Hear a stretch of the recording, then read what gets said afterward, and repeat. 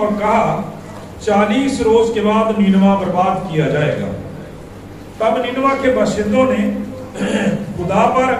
ایمان لا کر روزہ کی منادی کی اور ادنا والا سب نے ٹاٹ اوڑا، اور یہ خبر نینوا کے بادشاہ کو پہنچی،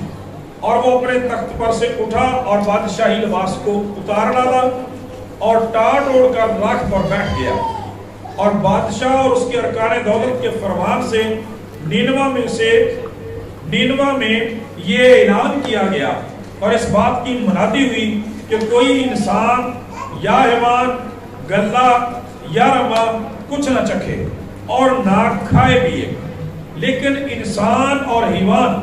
ٹاٹ سے ملبس ہوں اور خدا کے حضور گریہ ازاری کریں، بلکہ ہر شخص اپنی بری روش اور اپنے ہاتھ کے ظلم سے باز آئے، شاید خدا رحم کرے اور اپنا ارادہ بدلے اور اپنے قہر شدید سے باز آئے اور ہم ہلاک نہ ہوں۔ 10ویں آیت میں لکھا ہے کہ جب خدا نے ان کی یہ حالت دیکھی کہ وہ اپنی بری روش سے باز آئے، تو وہ اس عذاب سے جو اس نے ان پر نازل کرنے کو کہا تھا باز آیا اور اسے نازل نہ کیا۔ کلام خدا کے پڑھے اور سنے جانے پر خداوند کی خاص برکت ہو، خداوند کا نہایت شکر ہو۔ میرے سے 10ویں آیت کو تھوڑی دیر کے لیے دیکھیں گے کہ جب خدا نے ان کی یہ حالت دیکھی کہ وہ اپنی بری روش سے باز آئے، تو وہ اس عذاب سے جو اس نے ان پر نازل کرنے کو کہا تھا باز آیا اور اسے نازل نہ کیا۔ خدا کا کلام میرے عزیزو ہمیں روزوں کے مقدس ایام کے حوالے سے سکھاتا ہے کہ روزہ جو ہے وہ ایک بڑی زبردست بدنی عبادت ہے۔ جیسے میں نے پچھلی عبادت میں بھی کہا تھا کہ عام طور پہ ایمانداروں کی، عام لوگوں کی عبادت کی ترتیب، خدا کے کلام کو پڑھنے کا معمول، خدا کے ساتھ رفاقت و شراکت بات چیت کرنے کی حالت اور خدا کی تعریف، تمجید اور شکر گزاری کرنے کا معمول کوئی خاص نہیں ہوتا۔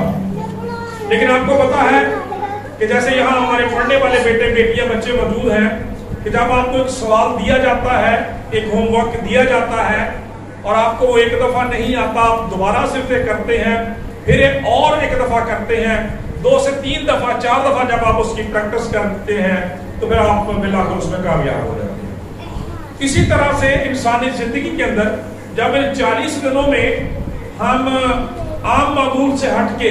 لگاتار خدا کی عبادت کرتے ہیں، خدا کا کلام پڑھتے ہیں، دعا کرتے ہیں، پرستش کرتے ہیں، تو میرے عزیزو یقیناً ان 40 دنوں کے بعد ہماری زندگیوں کے اندر عبادت کا، دعا کا ایک اچھا خاصا معمول جو ہے وہ بن جاتا ہے، جو لوگ ان دنوں ایسا کرنے کی کوشش کرتے ہیں۔ اس لیے میں نے پچھلی دفعہ کہا تھا کہ جہاں تک عہد جدید کے مطابق ہم روزوں کو دیکھتے ہیں، بلکہ ساری بائبل مقدس میں یہ حقیقت ہے کہ جس طرح سے دوسری قوموں کے تعلق سے کہا جاتا ہے کہ روزے فرض ہیں، مسیحیوں پر اس حوالے سے بائبل مقدس میں کہیں کوئی جو ہے وہ حکم نہیں لگایا گیا۔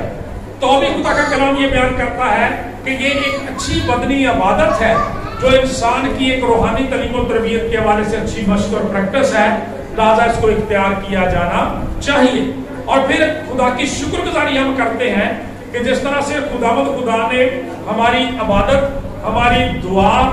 اور ہمارے ہدیہات اور شکر گزاریوں کے حوالے سے کوئی قدغن نہیں لگائی بائبل مقدس کے اندر کہ بھئی اتنا ہی کرنا ہے، اتنا لازمی کرنا ہے، بلکہ ہمیں آزادی دی گئی ہے کہ خداوند ہمیں توفیق دے تو ہم دن میں 3 سے 4 دفعہ بھی دعا میں ٹھہر سکتے ہیں، اس سے زیادہ دفعہ بھی ٹھہر سکتے ہیں۔ خدا کا کلام یہ بیان کرتا ہے جس قدر ہمارے دل میں ہم نے ٹھہرایا ہے اسی قدر ہم شکر گزاریاں بھی دے سکتے ہیں۔ بالکل ٹھیک اسی طرح سے روزے کے بارے میں بھی بائبل مقدس ہمیں آزادی کا حکم دیتی ہے کہ جس قدر ہم اختیار کر سکتے ہیں، جس قدر ہمارے بس میں ہے، ہم صبح سے شام تک، چند گھنٹوں تک یا پھر 24 گھنٹے تک، 2 دن تک، 3 دن تک، خدا کا کلام ہمیں یہ بیان کرتا ہے 7 دنوں، 21 دنوں اور 40 دن کے روزوں تک کا بھی ذکر جو ہے وہ بائبل مقدس میں آتا ہے، جس کا مطلب یہی ہے کہ جس قدر ہمارے لیے ممکن ہے ہم خداوند کو وقت دیں۔ خدا کا کلام یہ بیان کرتا ہے کہ یہ عبادت ہمارے لیے رائے گاں نہیں جاتی، بلکہ ہمارے اندر ایک اچھا خاصا معمول بن جاتا ہے عبادت کرنے کا، اور یہی روزے کا بنیادی مقصد ہے۔ آج ہم جس تعلق سے خدا کے کلام میں سے دیکھ رہے ہیں وہ ہے میرے عزیزو کہ جب ہم روزہ رکھتے ہیں خدا کے کلام کے مطابق ہم دیکھتے ہیں کہ اپنے گناہوں کی معافی مانگتے ہیں، اور دوسری بات جو یہاں پہ تخصیص کے ساتھ کی گئی ہے وہ یہ ہے کہ اگر وہ اپنی بری روش سے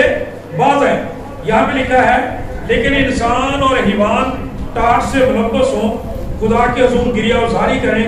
بلکہ ہر شخص اپنی بری روش اور اپنے ہاتھ کے ظلم سے باز آئے۔ ٹھیک ہے، یسایہ نبی، بزرگ یسایہ نبی کی 58واں باب ہے، اس میں اسی قسم کے روزے کو خدا نے کنڈیم کیا تھا کہ جس میں کیا کرتے تھے کہ لوگ روزے بھی رکھتے جاتے تھے لیکن ساتھ ساتھ اپنی بری روشوں سے بھی باز نہیں آتے تھے، اپنے برے کاموں کو بھی نہیں چھوڑتے تھے، اپنی بری چیزوں کو بھی نہیں ترک کرتے تھے۔ خدا کا کلام بیان کرتا ہے کہ ایسے روزے سوائے بھوک مری کے اور کچھ نہیں ہوتے۔ میرے عزیزوں، خدا کا کلام یہ بیان کرتا ہے کہ ہمارے اندر جو ہے وہ احساس پیدا ہو جو خدا کا کلام بیان کرتا ہے دوسرے لوگوں کو بھوک اور پیاس کی صورت میں ہوتا ہے، تاکہ دوسروں کے لیے ہمارے اندر ہمدردی کا جذبہ پیدا ہو سکے۔ اور پھر دوسری بات یہ کہ خدا کا کلام یہ بیان کرتا ہے کہ کوئی شخص یہ نہیں کہہ سکتا کہ میں نے اپنے آپ کو پاک کر لیا یا میں بے گناہ ہو گیا ہوں۔ کلام خدا بیان کرتا ہے کہ سب نے گناہ کیا اور خدا کے جلال سے محروم ہے۔ اس لیے جب ہم بزرگ یونا کی اس کتاب کو نینوا کے لوگوں کی حالت کے بارے میں پڑھتے ہیں تو پہلا چیپٹر اگر آپ نکال کے دیکھیں اس کی دوسری آیت میں لکھا ہوا ہے، جب پہلی اور دوسری آیت کو پڑھتے ہیں تو وہاں لکھا ہے خداوند کا کلام یونا بن امیتی پر نازل ہوا کہ اٹھ اس بڑے شہر نینوا کو جا اور اس کے خلاف منادی کر، کیونکہ ان کی شرارت میرے حضور پہنچی ہے۔ میرے عزیزو، خدا کا کلام یہ بیان کرتا ہے کہ خدا ہماری زندگیوں سے لاپرواہ نہیں ہے کہ جس طرح سے مرضی چاہے ہم زندگیاں گزارتے رہے، کوئی پوچھنے بتانے والا نہیں ہے، ایسی کوئی بات نہیں ہے، بلکہ خدا کا کلام بیان کرتا ہے خدا نے ایک دن مقرر کیا ہے جس دن ساری دنیا قوموں قبیلوں کو عدالت کے تخت کے سامنے جانا پڑے گا اور اپنے ان سارے کاموں کا جو جسم کے حوالے سے کیے ہیں یا روح کے حوالے سے کیے ہیں ان کا بدلہ پانا پڑے گا۔ لہذا خدا کا کلام یہ بیان کرتا ہے جب یہ شرارت خدا کا کلام بیان کرتا ہے ان کے گناہ کی آواز، ان کے ظلم اور زیادتی کی آواز خدا کے حضور پہنچی ہے، تو خدا جو عادل اور منصف ہے وہ میرے عزیزو خود بھی عادل اور منصف ہے اور کسی کو ناانصافی کرنے کی اجازت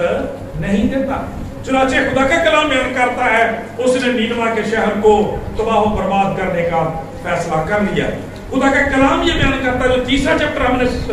جہاں سے حوالہ پڑھا ہے وہاں پہ لکھا ہے کہ خدا کے کلام میں لکھا ہے اور خدا کا کلام دوسری بار یونا پر نازل ہوا۔ غور سے سنیں بھائی، خدا کا کلام بیان کرتا ہے پہلی دفعہ نازل ہوا کہ جا ان کو جا کے بتا دے کہ خدا اس شہر کو برباد کر دے گا، لیکن آپ سمجھتے ہیں، آپ کو پتا ہے کہ یونا نبی نے ایسا نہیں کرنا چاہا۔ وہ پورا واقعہ بائبل مقدس میں سے جانتے ہیں، ایسا نہیں کرنا چاہا اور خدا کا کلام بیان کرتا ہے وہ نینوا کو جانے کی بجائے ترسیس کو بھاگ گیا تھا، لیکن کس طرح سے خدا مچھلی کے ذریعے سے اسے دوبارہ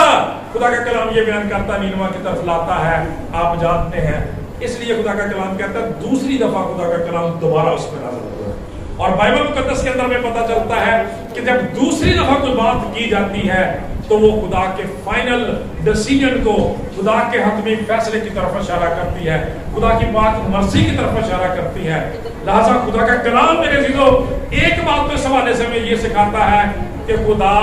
ہماری شرارت سے، ہماری بد کرداری سے کبھی خوش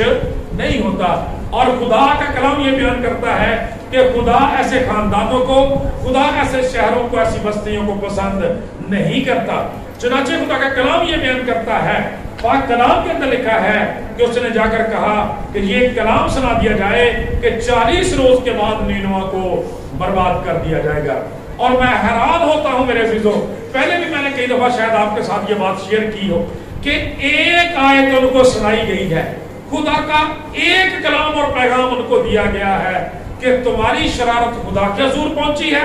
تمہارے برے کاموں کی وجہ سے، نکمے چال چلن کی وجہ سے خدا تمہارے شہر کو برباد کر دے گا۔ اور اس کے بعد پھر ہم ان کا رسپانس پڑھتے ہیں۔ خدا کا کلام کہتا ہے کہ ان لوگوں نے کیا کیا तब निनवा के बाशिंदों ने खुदा पर ईमान लाकर रोजा की मरादी की, यानी वो खुदामंद पर ईमान लाए। वो खुदा जो आसमान और जमीन का खालक और मालिक है, वो देवी देवताओं को पूछने वाले लोग थे मेरे अजीजों, लेकिन खुदा का कलाम बयान करता है कि जब खुदा का कलाम बड़ी कायलियत के साथ उनके पास पहुंचा, उनके दिलों को झंझोड़ा, तो वो खुदा उन पर ईमान लाए। अदना वाला साहब ने टाट ओढ़ लिया,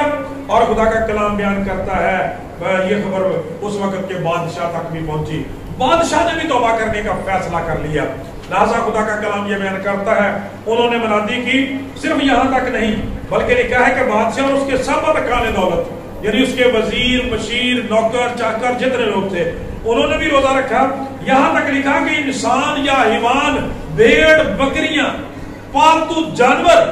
चाहे वो बड़े थे चाहे छोटे थे, सब तक को कहता है कि खाने के लिए और पीने के लिए कुछ ना दिया गया। और यहाँ पे लिखा है इंसान जो हैवान गल्ला जा रमा कुछ ना चखे और ना खाए और ना पिए। यहाँ पर हमारे सवाल का जवाब भी मिल जाता है। कई दफा लोग साढ़े ते इल्जाम लगाते ने कि तवे दी पक्की नहीं खानी तो बाकी जो कुछ मर्जी, तो वो कहता रोजा। रोजे का मतलब बुनियादी तौर पर रुक जाना है, मनावाबाज रहना है, किसी चीज को खाना पीना नहीं है, यहाँ तक लिखा है चखना भी नहीं है बाइबल मुकद्दस के अंदर। तो खुदा का कलाम ये बयान करता है, ये मनगढ़ंत लोगों के किस्से और कहानियां हैं जो खुद से ही लोग बना लेते हैं। खुदा का कलाम ये बयान करता है ना कुछ चखे, ना खाए, ना पिए, और इंसान और हैवान को टाट पहना दिया गया। और मेरे जीवन ये जो टाट होता था, ये ऊंट के सख्त बालों का बना होता था। जब इंसान उसको अपने ऊपर पहनता था, वो काटता था, चुभ